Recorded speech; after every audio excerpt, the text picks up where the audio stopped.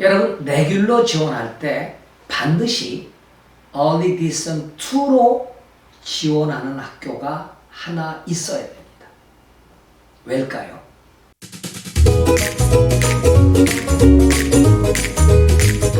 안녕하세요. 미래교육소장 이강렬 박사입니다. 이제 Early 다 끝났어요. 그렇죠? Early Decision 거의 끝났고요. 물론 Early Action 주립대학의 경우에는 1월 말에 UIUC, 미시간, 위스콘신 이런 학교들은 대부분 이제 1월 말에 Early Action을 발표합니다만은 사립대학교의 경우에 거의 12월 15일 전후해서 Early Decision 1 그리고 Early Action 결과를 다 발표했습니다. 이제 합격자는 행복할 것이고 불합격자는 우울하지만 레귤러를 준비해야 되고 디퍼된 학생은 다시 레귤러에 지원하면서 레귤러 결과를 받아봐야 되겠죠. 오늘은 여러분께 아까 모두에 레귤러 지원할 때 Early Edition 2를 반드시 지원하라는 팁을 드렸습니다. 왜일까요? Early Edition 보통 Early Edition 1과 Early Edition 2로 나눌 수 있는데 두 제도의 공통점은 합격하면 등록을 반드시 해야 한다. 바인딩이 된다. obligation, 등록 의무가 있다. 이게 공통점이고요. 다른 점은 지원 시기가 Early Edition 1은 11월 1일, 11월 15일 굉장히 이르다. 조기 전형이다. Early Edition 2는 레귤러 정시에 지원하는데 한 학교로 선택해서 고르는 것이다. 라는 말씀을 드렸어요. Early Decision 2의 경우에 Early Decision만큼 합격률이 높지는 않아도 레귤러보다는 월등히 합격률이 높다는 것입니다. 무슨 얘기인지 아세요? 일반적으로 Early Edition 1과 Early Edition 2를 합쳐서 50% 이상, 60% 어떤 경우는 거의 80%까지 학생을 선발하는 것을 봅니다. 왜 그럴까요? 미국 대학들이 가장 스트레스를 받는 것 중에 하나가 등록률이에요. 합격자를 발표했더니 등록률이 몇 프로나에 따라서 그 학교의 명성이 올라가기도 하고 추락하기도 합니다. 하버드 대학이나 예일, 프린스턴, 스탠포드 대학은 합격률이 거의 7, 80% 이르지만은 일반 주립대학은요 20%, 30%도 안 되는 대학이 많아요. 그러니까 이거에 따라서 US News and World Report가 대학의 랭킹을 매기기 때문에 랭킹에 관심을 안 둔다 그러면서도 스트레스 많이 받죠. 그래서 많은 사립대학, 특히 리버럴 아트 칼리지 경우에는 Early Edition 1과 Early Edition 2를 통해서 이 정원의 거의 5, 6, 70, 80%까지 이 합격자를 뽑는다는 겁니다. 자, 다시 정리해 드리죠. Early Edition 2로 학생들은 왜 지원을 해야 하나?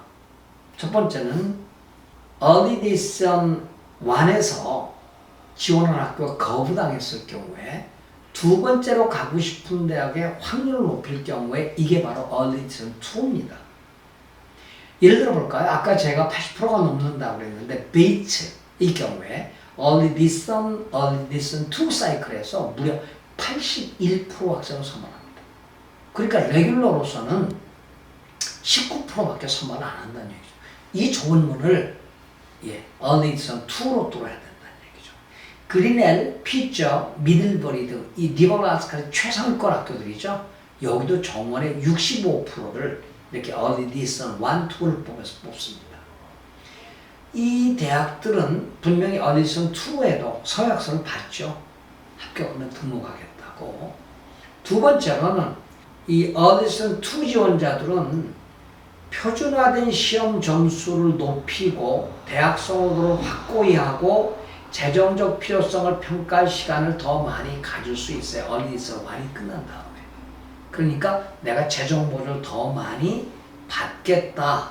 합격률을 높이겠다.